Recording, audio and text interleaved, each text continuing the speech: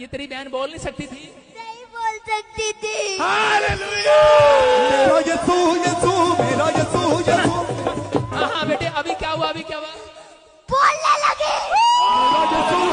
मेरा यीशु यीशु मेरा यीशु यीशु मेरा यीशु यीशु मेरा यीशु यीशु मेरा यीशु यीशु।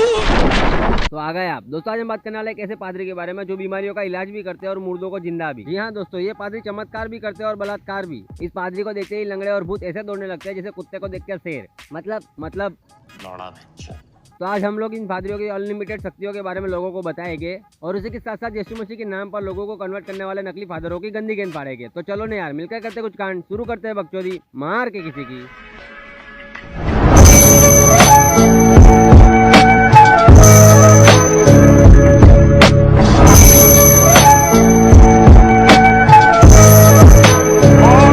इनसे मिले ये है बजिंदर सिंह। 2 बोरी राइस के चक्कर में कन्वर्ट होने वाला ये चूती अपने काम से है पादरी और नाम से है पंजाबी। आज इसकी गांड में डाल के घुमा दूंगा मैं अपनी स्प्लेंडर की चाबी। बजिंदर के एक यूट्यूब चैनल भी है जिसपे 1 मिलियन सब्सक्राइबर है। भैंचोद 1 मिलियन। भैंचोद यहाँ पर गांड घिस कर वीडियो बनाने पर भी पब्लिक हमें देती है लांड और कुछ चूतिया लोगों को चाटने इस पादरी के आंड। रुक जाओ भोसड़ी को अभी इस नकली पादरी की पोल खोलकर मारता हूँ इसकी गांड। तो बजिंदर पाजी अपने चमत्कार के वीडियोस बनाकर अपने यूट्यूब चैनल पर डालते हैं और बलात्कार के वीडियोस बनाकर लड़कियों पर गंदी नजर डालते हैं। फर्क बस इतना है कि अपने चमत्कार के वीडियोस से लोगों को क्रिश्चियन बनाते हैं और अपने बलात्कार के वीडियोस से लड़कियों को बार बार अपने साथ सोने के लिए मजबूर बनाते हैं।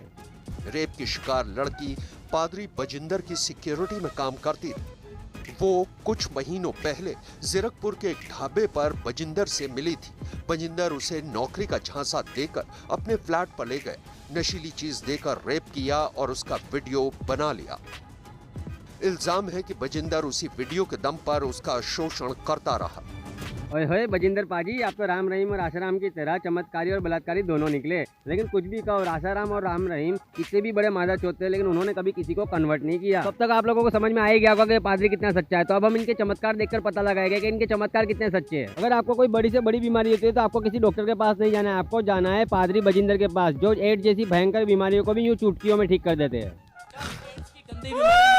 एड्स की बीमारी निकल जा, चल एड्स की बीमारी निकल जा एड्स की बीमारी जो दोनों को छोड़ दे।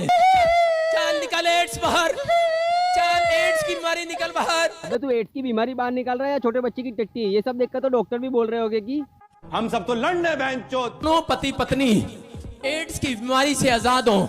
कितने साल हो गए आपकी शादी को? 8 साल। 8 साल। आपके शरीर से 14,000 दुष्ट आत्माएं निकल कर गई हैं अभी। नहीं, मैं सच बता रहा, अगर इसके शरीर में 14,000 आत्माएं होती ना तो वो इसके शरीर को छोड़कर नहीं इसके शरीर को चोट कर जाती है। और पादरी तू मुझे एक बात बता, इसके शरीर से एड्स की बीमारी का इलाज कर रहा था या दुष्ट आत्माओं का, या फिर दोनों एक ही है? और अगर सिर्फ यही बोलने से कि एड्स की बीमारी निकल जाए, एड्स की बीमारी खत्म हो जाती तो कॉन्डम की कंपनियों पे ताले लग जाते हैं।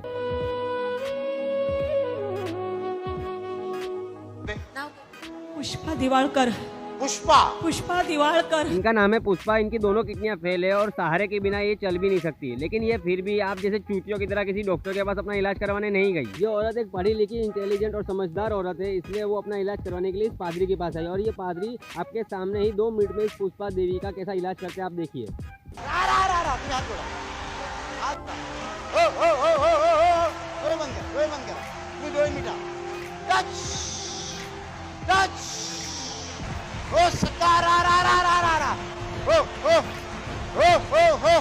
तुमच्या दोन्ही किडनीज बऱ्या होत. A few moments later.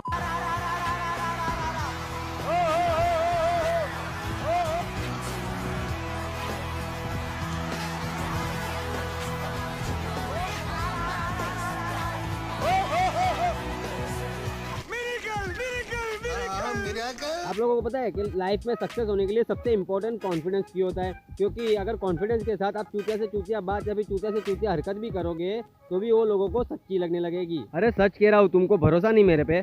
नहीं।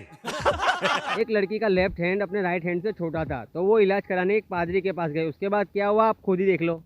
This woman has come with a problem. One of her hands is shorter than the other.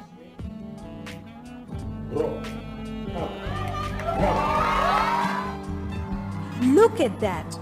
This is incredible. Her left hand is growing. Miracle! अगर ऐसा ही कॉन्फिडेंस मेरे पास होता ना तो carry Minati से ज्यादा subscriber लेकर बैठा होता। फिर मेरे सब्सक्राइबर दूसरे यूट्यूबर्स को कह रहे होते कि अक्की तेरा बाप है बहनचोद। मेरी तरफ मेरा कुछ नहीं कर सकता, कुछ नहीं, नहीं, इस बंदे को देखकर तुम्हें लगता है कि इसको भूत चढ़ा हुआ है? मुझे तो ऐसा लगता है कि इसकी टट्टी नहीं आ रही। और इस सिक्योरिटी गार्ड को जरा ध्यान से देखो, ये मुस्कुरा तो ऐसे रहा है जैसे इसने भूतिया बंदा नहीं चूतिया बंदा पकड़ के रखा हो। चल चल शैतानी आत्मा, तुझे इससे डिस्कनेक्ट करता अभी, छोड़ दो पीछे, अभी फ्री हो रहा अभी। चल चिल्ला और निकल अभी, छोड़ इसका शरीर, निकल इसके शरीर से।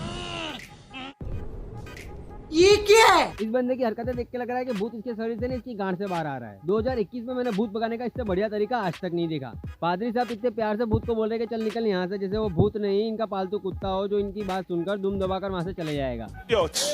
Hello, Elliot. Jesus. Lift your hands. अरे पादरी साहब आप अंधे हो गए हो क्या? एलियट कॉफिन में लेटा हुआ है, इसका मतलब कि वो मर चुका है। ना ही अब वो कुछ सुन सकता है, ना ही अब वो कुछ बोल सकता है। पादरी साहब एलियट के साथ ऐसे बातें कर रहे हैं जैसे एलियट अभी खड़ा होकर उनसे बातें करने लगेगा। हट, ऐसा भी कहीं होता है क्या?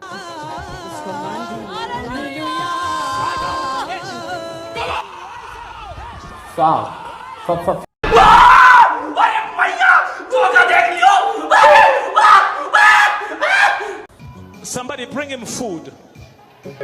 Let him eat. He has been fasting since Friday. ये पादरी तो सही में यार कितना अच्छा इंसान है यार, मरे हुए को जिंदा करके उसको खाना भी खिला रहा है। और ये आलू लिया तो सही में कोई चमत्कारी मंत्र है जिसको बोलने से कोई भी बीमारी ठीक हो जाती है, लोगों के शरीर से भूत भाग जाते हैं, यहाँ तक कि मरे हुए भी जिंदा हो जाते हैं। लेकिन हमारे बजिंदर सिंह भी कोई छोटे मोटे पादरी नहीं है, वो भी मरे को जिंदा कर सकते हैं। क्या हुआ तुमको मेरे किसी बात पे यकीन ही नहीं होता यार? खुद ही देख लो। डॉक्टर को भी चेक कराया, बुखार की वजह से बच्चा मर गया है। किसी के बच्चे की जान वापिस आ जाए, कितने लोग खुश हैं?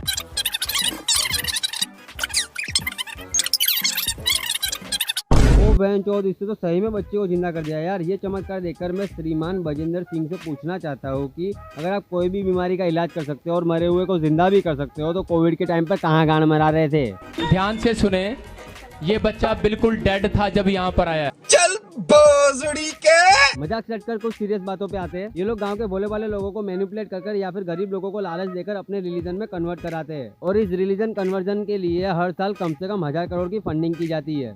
और ये फंडिंग या तो क्रिश्चियन कंट्रियों से की जाती है या फिर इस्लामिक कंट्रियों से। दुनिया की सबसे पुरानी सभ्यता होने के बाद भी पूरी दुनिया में कहीं भी एक भी हिंदू राष्ट्र नहीं है, लेकिन 80 से ज्यादा क्रिश्चियन कंट्रीज और 56 इस्लामिक कंट्री है। कारण है तो सिर्फ एक, पॉपुलेशन। और ये पॉपुलेशन सिर्फ सुअरों की तरह बच्चा पैदा करने से ही नहीं बढ़ती। रिलीजियस कन्वर्जन का नाम सुना है?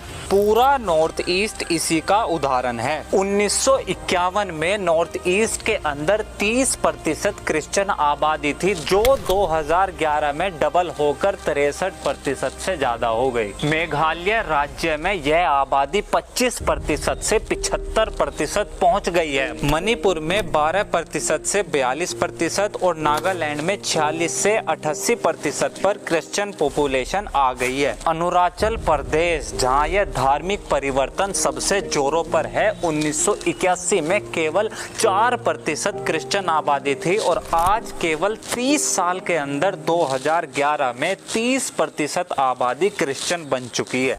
अब तुम लोग इन नकली फादरों की चेलों की तरह चूतिए तो हो नहीं, तो उम्मीद करता हूँ कि मैं जो आपको समझाना चाहता था वो तुम लोग समझ गए होगे। और अगर समझ गए हो तो इस वीडियो को लाइक कमेंट शेयर कर देना। और अगर पहली बार मेरी कौवे जैसी आवाज़ सुन रहे हो तो इस चैनल को सब्सक्राइब करो। बाकी मैं मिलूंगा आपका एक अगले वीडियो में, तब तक के लिए अलविदा दोस्तों। इंतजार किया, बच गए चार, शुरू किया इनकलाब इनके खिलाफ। अब तो पहनता हूँ गेंदे का हार, झाड़ू को छोड़ क्यों करे हम साफ।